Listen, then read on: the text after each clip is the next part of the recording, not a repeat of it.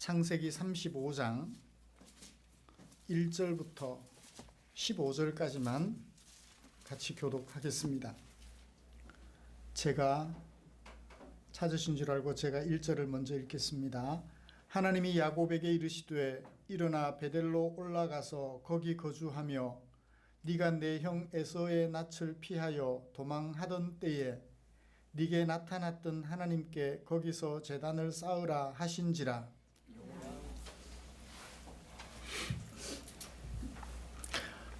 우리는 지난주에 이삭의 뒤를 이어 하나님의 나라를 세워갈 야곱의 출발점을 살펴보았습니다.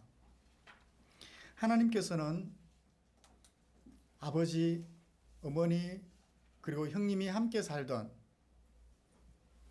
그 브엘세바를 떠나서 외삼촌 집 밧단 아람으로 도망을 가면서 베델이라는 곳에 이르렀을 때 하나님이 찾아오셔서 야곱에게 축복해 주셨습니다.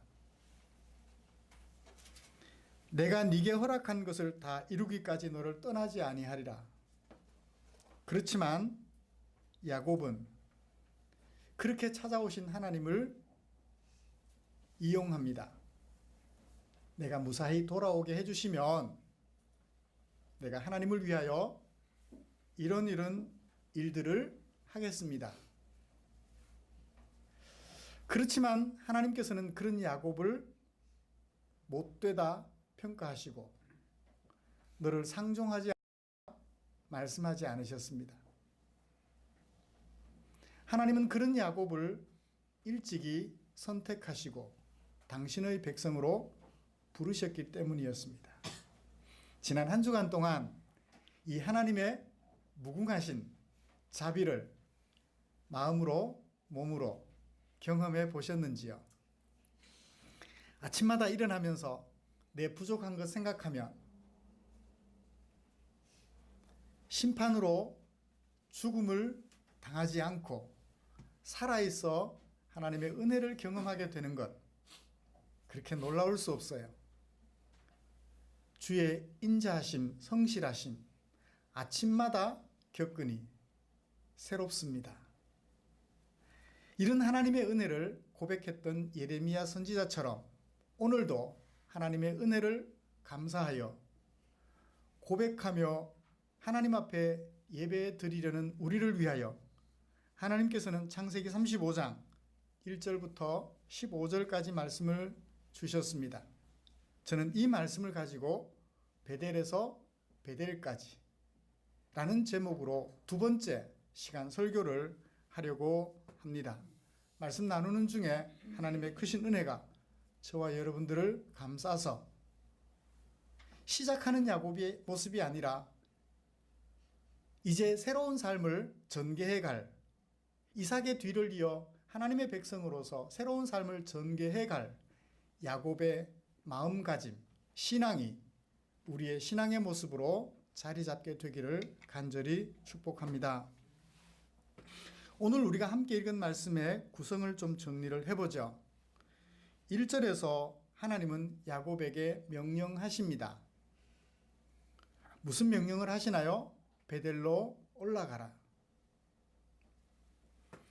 그 명령에 2절부터 3절까지 야곱은 순종합니다. 순종할 때 야곱이 위기에 빠질 수 있어요.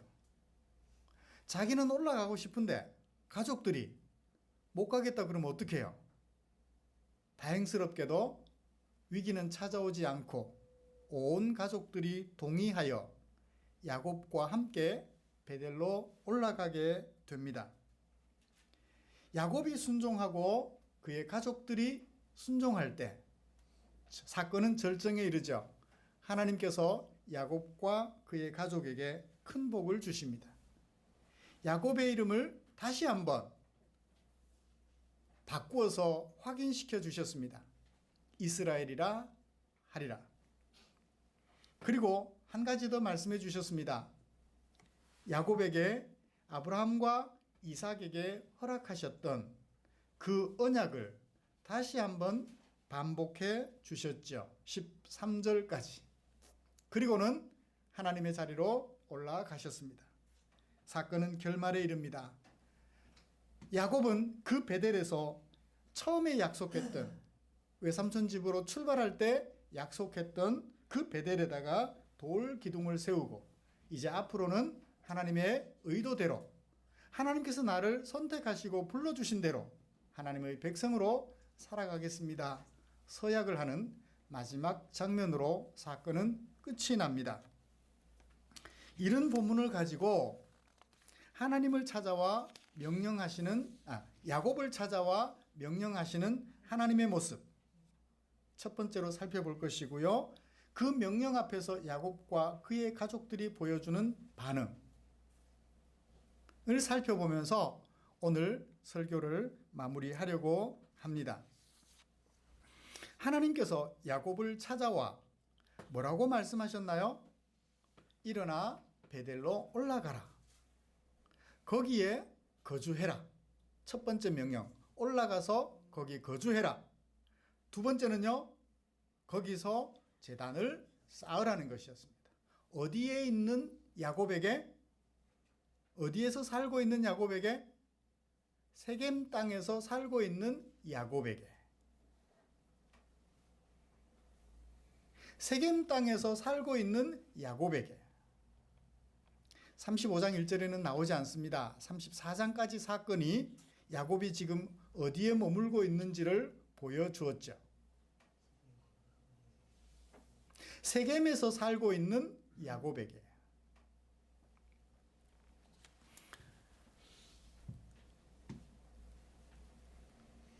야곱이 외삼촌 집 바단 아람으로 피신을 가면서 어디에서 하나님을 만났다고요? 베델에서 하나님을 만났다고요. 그때 야곱이 약속했었습니다. 하나님이 나를 무사히 돌아오게 하시면 이곳을 하나님의 집으로 삼고 하나님께 11조를 드리며 살아가겠습니다. 20년의 세월이 지났어요. 돌아왔습니다. 어디로 가야 되죠? 베델로 갔어야죠. 그런데 어디 머물고 있나요? 세겜에 머물고 있어요. 세겜에 머물고 있다가 사건을 당하게 됩니다. 유일한 딸 디나가 세겜 족장 하몰의 아들에게 강간을 당해요. 그 일로 딸을 세겜 족장 하몰의 아들에게 아내로 줘야 될 입장에 처했습니다. 그때 그 소식을 들은 야곱의 아들들 중 시므온과 레위가 세겜 사람들을 속이고 남자들을 다 죽이게 됩니다. 그 일로 야곱은 두려움에 빠져요. 이제 세겜 사람들의 손에 우리 몇 안 되는 가족들이 다 죽게 되었구나. 두려움에 빠졌으면 얼른 어디로 가야 돼요? 베델로 가야 되는데 베델은 기억 속에도 없습니다. 어떻게 해서든 거기서 머물러 살 궁리에 시간을 허비하고 있었어요. 왜 그랬을까요? 세겜이 좋았겠죠. 좋지 않은 곳이면 위험함에도 불구하고 거기 머물러 있을 생각을 안 했겠죠. 두 번째는요. 무엇 때문에 거기 머물러 있어요? 베델에서 하나님께 약속했던 20년 전 그 약속을 기억 속에서 까마득히 잊어버리고 있었대요. 내 머릿속에 지우개. 베델에서 어떻게 하겠다고 했던 그 약속들을 까마득히 잊어버린 거예요. 세겜에서 얼마나 살았을까요? 어떤 학자들은 7, 8년 정도라고 얘기를 해요. 뭐 5, 6년 정도, 7, 8년 정도 되겠죠. 20년 동안 외삼촌 집에서 살고 돌아와서 세겜에서 5, 6년, 7, 8년 사는 동안 25, 6년여간 베델에서 했던 그 약속을 까마득히 잊어버린 거예요. 세겜이 좋았겠죠?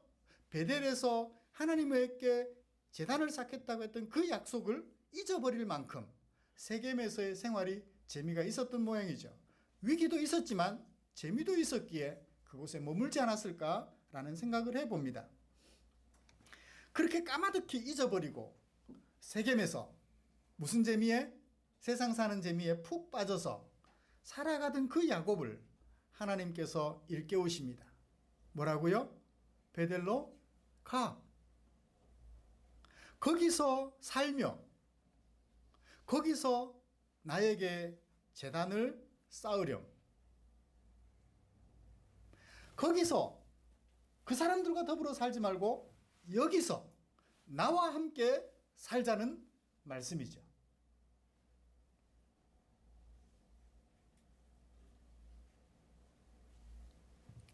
거기서 그 사람들과 함께 살면서 누구를 기억했더라면? 하나님을 기억했더라면, 글쎄요, 베델과 세겜의 거리 차이가 막 그렇게 멀지 않습니다. 그저 한 40-50km? 세겜은 요단강 갈릴리 호수에서부터 사해까지 이 요단강의 중간 서쪽 그리심산과 에발산 사이 세겜이, 베델은 거기서 남쪽으로 예루살렘 가까이 약 한 40-50km 떨어져 있어요. 거기서 예루살렘까지 조금 더 떨어져 있습니다. 올라가는 거예요. 세겜에서 어디로? 베델로. 남쪽이지만 올라가는 것으로 표현을 하고 있습니다. 아마 예루살렘이 좀 더 수도의 도시이지 않았을까라는 생각을 해봅니다. 우리도 북쪽이기 때문에 서울로 올라간다 그러죠. 부산에서 포항으로 올라온다 그러고, 조금 더 이제 도시 쪽으로 가까워질 때 올라간다라는 표현을 한다면 여기도 그렇게 이해를 해볼 수 있을 것 같습니다. 베델로 올라가라. 어디로 더 가깝기 때문에? 예루살렘이나 베들레헴과 더 가깝기 때문에 그렇게 표현한 것이 아닌가라는 생각을 해봅니다. 베델로 올라가라. 거기서 살지 말고 여기서 누구와 함께? 나와 함께 살자는 거예요. 베델에 가면 세겜 사람들처럼 다른 사람들이 안 살았을까요? 살고 있었습니다. 거기서 다른 사람들과 함께 살면서 누구와 함께? 나와 함께 살자는 거예요. 여기서는 지금 더 이상 안 되니까, 나를 잊어버리고 사니까 나를 기억할 만한 다른 곳에 가서 나와 함께 살자라고 하나님께서 요구하시는 것입니다. 이것이 바로 베델로 올라가서 거기서 거주하며 제단을 쌓으라는 말의 의미죠. 누구와 함께 살고 누구에게 제단을 쌓으라? 1절 중간에 네가 네 형 에서의 낯을 피하여 도망하던 때에 너에게 나타났던 하나님께 제단 쌓고 그 하나님과 함께 거주하라. 베델에 가도 여전히 다른 사람들이 있어요. 그렇지만 그곳에 가서 그 사람들과 함께 살면서 누구에게 제단을 쌓고? 그 사람들을 위해서가 아니라 하나님께 제단을 쌓고 하나님과 함께 살아가자라는 말이 하나님께서 명령하신 것의 의미라고 볼 수 있겠습니다. 사랑하는 성도 여러분, 이쯤에서 우리가 한 가지를 정리해보죠. 우리가 숱하게 사투리인가요? 많이 하나님께 약속을 해요. 하나님이 저를 이렇게 사랑하셨으니 이렇게 사랑하며 살아가겠습니다. 하나님께서 말씀하시는 대로 하나님께 순종하며 살아가겠습니다. 다짐해보지만 실제로 삶을 살다가 보면 거기가 좋아서 거기 푹 빠져 살아가요. 그러면 하나님을 잊어버립니다.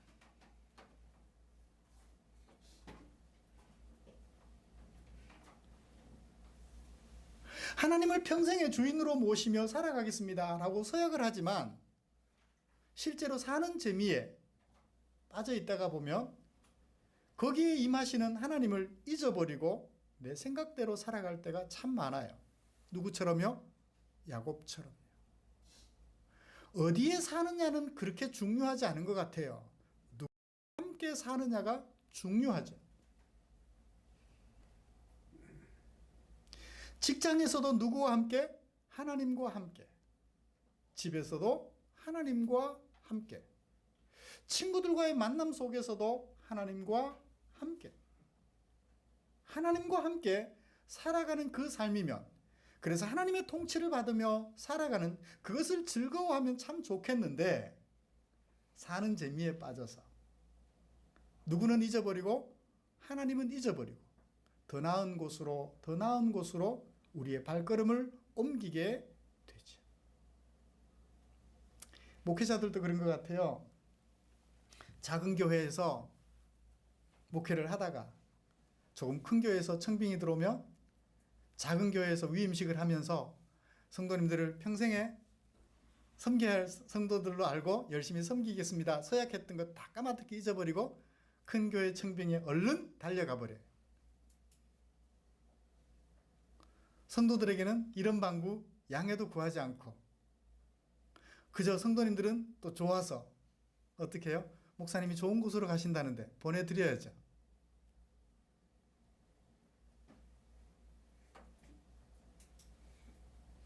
사는 재미에 빠져서 하나님은 생각하지 않고 그냥 그 사는 재미가 이끄는 대로 살아가는 것이 보통 사람인 것 같아요.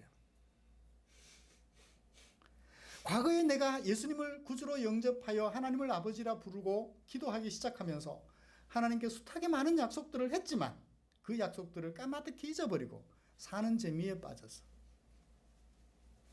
하나님을 잊어버리고 내 마음대로 살아갈 때가 참 많은 것 같아요. 야곱만 탓할 일은 아닌 것 같습니다. 돌아보면 우리도 별반 다를 바가 없어요. 여러분들은 어떠세요? 저만 그런가요?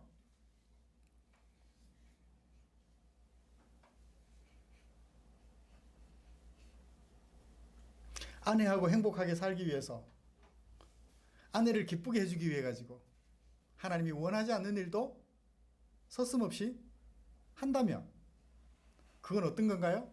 바로 세상 사는 재미에 빠져서 하나님을 잊어버리는 거죠. 하나님을 잊어버리는 거예요. 이런 야곱에게 하나님께서 말씀하십니다. 거기서 떠나라. 네가 처음에 약속했던 그곳으로 가서 나를 기억하고 뭐 하자? 누구와 함께 살아가자? 나와 함께 살아가자. 내가 너에게 명령하고 너는 내 명령을 받아 살아가는 하나님 나라를 이루자라고 얘기를 하고 계시는 거죠.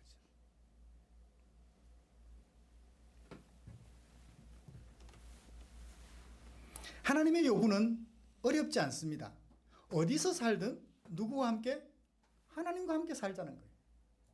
네 생각대로 살지 말고 내가 너에게 얘기하는 대로 살아가렴. 하나님은 우리에게 하나님의 나라를 이루자고 간절히 소원하고 계십니다. 우리 생각대로 살면 우리 주변에 뭐가 일어나요? 다툼이 일어나요. 하나님의 생각대로 살아가면 어떤 결과가 일어나나요? 화목이 일어나고 행복이 일어나요. 제가 동영상을 하나 봤습니다. 원탁에 사람들이 둘러서 있어요. 가운데 옥수수로 만든 아주 좋은 음식이 놓여 있었습니다. 사람들에게 그것을 먹으라고 자루가 긴 주걱을 하나씩 줬어요. 그것으로 가운데 있는 옥수수 죽을 떠서 자기 입에 넣습니다. 이렇게 뜰 때는 떴어요. 뜨고 입에 넣으려고 보니까 담은 주걱이 저 끝에 있어요. 아무리 넣으려고 해도 안 들어가요. 저기에 담겨 있으니까.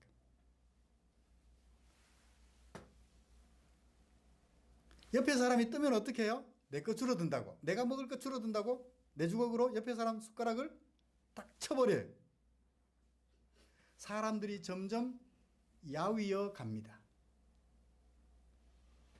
그러다가 어느 순간 한 사람이 주걱으로 옥수수로 만든 요리를 잘 떠서 앞에 사람에게 먹여줘요. 그걸 먹은 사람이 얼굴에 웃음기가 돌아오면서 화사해졌어요. 옆에 사람이 떠서 먹여주니까 모두가 다 야위었던 얼굴들에 살이 돌아오고 살기 등등했던 그 얼굴에 웃음기가 돌아오며 화목해지는 거예요. 내 생각대로 하면 나도 야위고 너도 야위고 그곳이 지옥이에요. 하나님의 생각대로 사랑하며 이웃을 위하여 섬겼더니 모두가 다 행복해지는 아름다운 나라가 만들어져요. 하나님께서는 우리에게 그것을 요구하고 계시는 것입니다.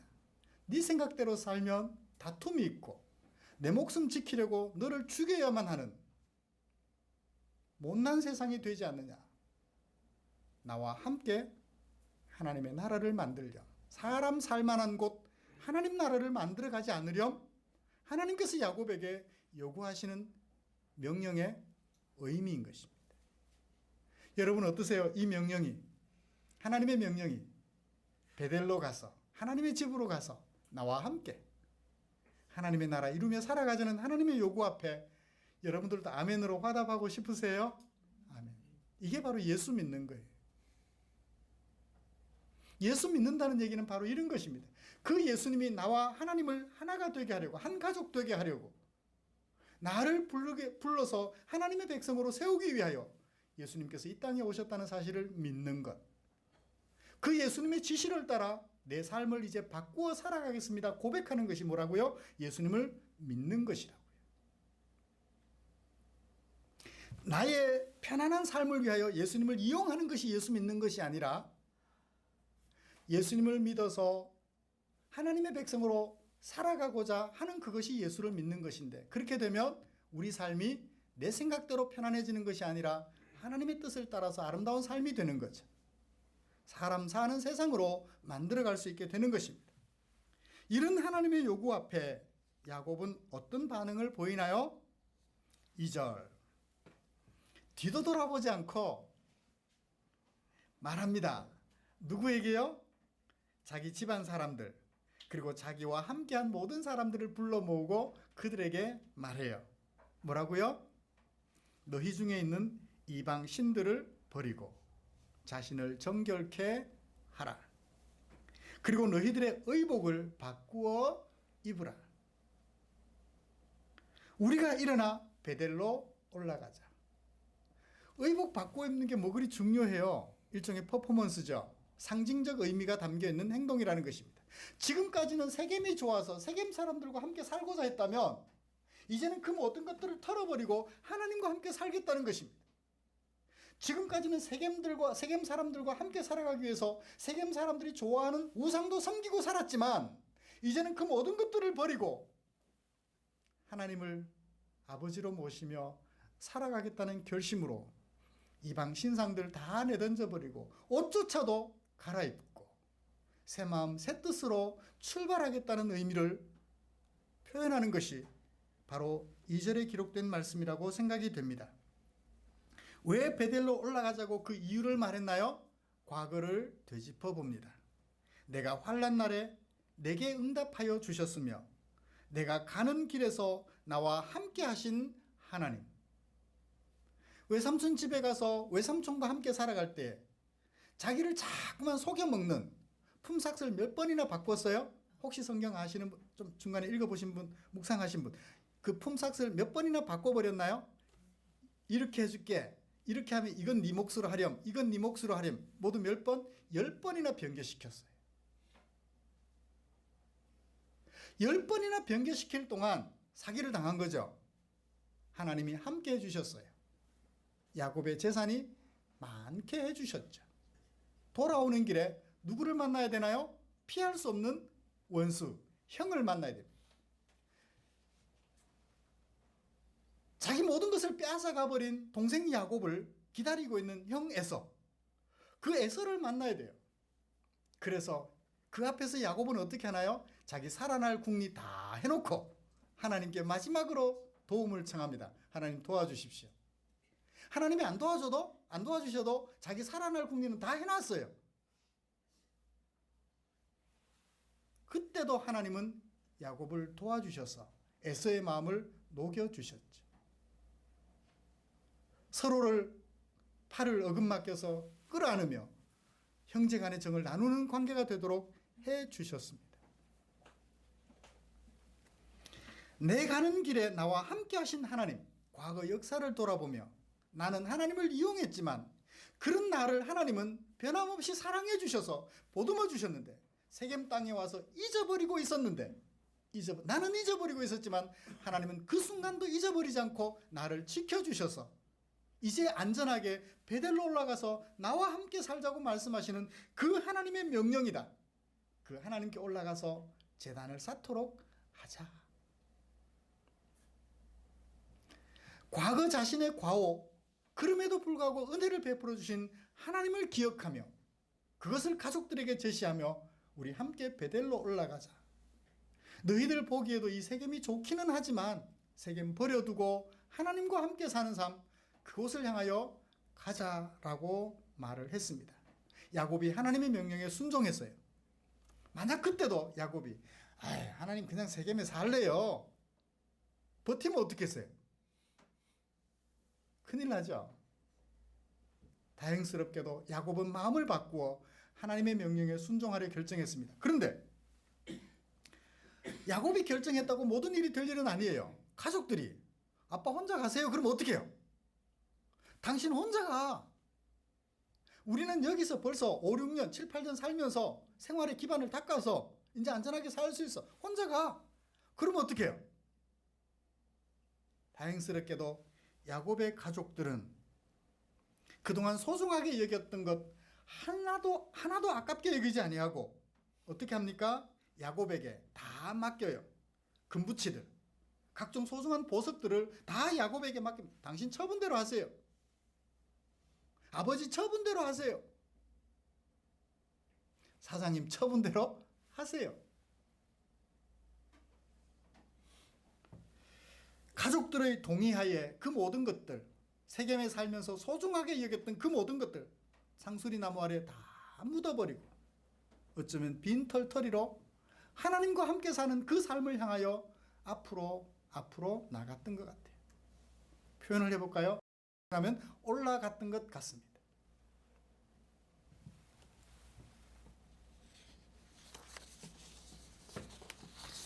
그뿐인가요? 또 한 가지 위기가 더 있습니다. 무슨 일이 있나요? 8절에 그렇게 가려고 결심을 했는데 갑자기 무슨 사건이 생기나요? 가족들 중에 사망 사건이 생깁니다. 리브가의 유모. 리브가가 누군가요? 엄마잖아요. 야곱의 엄마잖아요. 그 엄마의 유모였던 드보라가 죽었어요. 보통 사람이 죽으면 어떤 중요한 일을 하려고 하는데 사람이 죽으면 불길한 징조를 알죠? 이거 뭐 이상하다. 그래서 장사 지내고 안 갈 생각을 할 수도 있는데 어때요? 전혀 고려하지 않고 어머니의 유모를 잘 장사한 다음 목적지를 향하여 올라갔습니다. 자신도 결심했고 가족들의 동의하에 가족들이 죽음으로써 위기가 왔지만 그것도 극복하고 베델로 올라갔어요. 그때 하나님께서 어떻게 하셨나요? 복을 주셨어요. 9절 야곱이 밧단 아람에서 돌아왔어요. 어디로? 베델로 돌아왔습니다. 그때 하나님께서 다시 야곱에게 나타나셔서 복을 주셨죠. 이스라엘이라 하라. 하나님께서 그의 이름을 야곱이라 부르지 않고 더 이상 이스라엘이라 부르셨더라 하고 결론을 내렸습니다. 그리고 11절부터 13절까지 언약 백성임을 한 번 더 확인시켜 주셨습니다. 나는 전능한 하나님이라 생육하고 번성하라. 한 백성과 백성들의 총회가 네게서 나오고 왕들이 네 허리에서 나올 것이다. 누구에게 하셨던 약속인가요? 아브라함과 이삭에게 하셨던 약속, 야곱에게 주시며 이삭의 언약 계승자임을 확인시켜 주셨던 것입니다. 말씀을 마치겠습니다. 사랑하는 성도 여러분, 우리 하나님의 우리를 향한 소원은 뭔가요? 어디에 사느냐는 크게 중요하지 않은 것 같아요. 무엇을 기억하고 하나님이 우리의 주인 되심을 기억하고 살아가는 것. 하나님의 소원은 거기에 있어요. 물론 세겜보다는 베델이 의미가 있죠. 그렇지만 세겜이 더 좋은 땅, 베델이 더 좋은 땅, 지금 그거 얘기하는 건 아니잖아요. 무엇을 기억하게 하는 거예요? 처음에 가졌던 그 마음, 하나님을 아버지로, 하나님을 주인으로 모시고 살아가겠습니다 했던 그 마음가짐을 가지고 살아가자라는 뜻으로 베델로 올라가라 말씀하신 것이지, 베델에 가서 세겜에서 살던 것처럼 살면 어떻게 돼요? 소용없죠. 맞죠? 베델에 올라가서나 세겜에 살던 것처럼 하나님 잊어버리고 살아가면 소용이 있어요, 없어요? 없죠. 그래서 어디냐가 중요한 것이 아니라 누구와 함께 사느냐가 중요한 거예요. 하나님의 소원은 바로 그것입니다.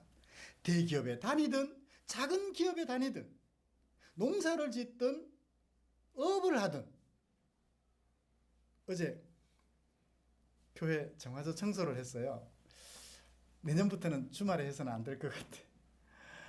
하루 종일 냄새 치우느라고 애를 먹었어요. 신문지도 태우고 하느라고. 들어오시면서 냄새 별로 없었죠. 그냥 이게 탈취제 뿌려갖고는 대책이 안 서더라고요. 5분 내내 애를 먹었어요. 정화조 치우는, 처리하는 기사를 하든 그 냄새나는 일을 하면서도 기사님이 인상 한 번 안 찡그리고 그 일을 해내시더라고요. 놀랐어요. 저는 냄새가 나서 이렇게 장소에서 멀리 떨어지려고 했는데 그분은 그 가까이에서 인상 한 번 찡그리지 않고 그 일을 해내는 거예요. 무슨 일을 하든 누구와 함께? 하나님과 함께. 높고 좋은 일 한답시고 하나님을 잊어버리고 살아가면 그것은 바로 세겜에서의 삶과 같아요. 무슨 일을 하든 하나님이 나와 함께 하신다는 사실을 한순간도 잊지 아니하고 내 생각대로 하고 싶을 때 하나님 먼저 말씀해 주세요. 하나님이 말씀하시는 대로 결정하고 하나님 말씀하시는 대로 행동할게요. 라고 하는 그 간절한 소원, 누구의 소원입니까? 하나님의 소원이에요. 누구를 향한? 나를 향한. 이 하나님의 소원을 가슴에 새겨 보십시다. 이제 우리가 할 일은 남아 있어요. 뭔가요? 야곱처럼, 야곱의 가족들처럼 유혹의 요소들을 뿌리치고 하나님에게 이끌려 하나님을 주인으로 모시고 살아가는 우리의 남은 생에 되어지기를 주님의 이름으로 축복합니다.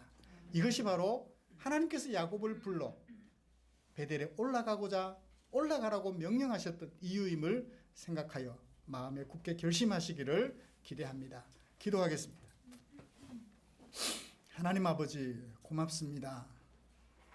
하나님을 이용하며 그렇게 살았던 야곱, 그래 놓고서도 하나님을 잊어버리고 살았던 야곱, 그런 야곱을 하나님은 선택하신 후에 한 번도 후회하지 않으시고 여전히 그를 붙들고 그를 인도하시며 이끌고자 하셨던 하나님의 마음을 읽어보았습니다.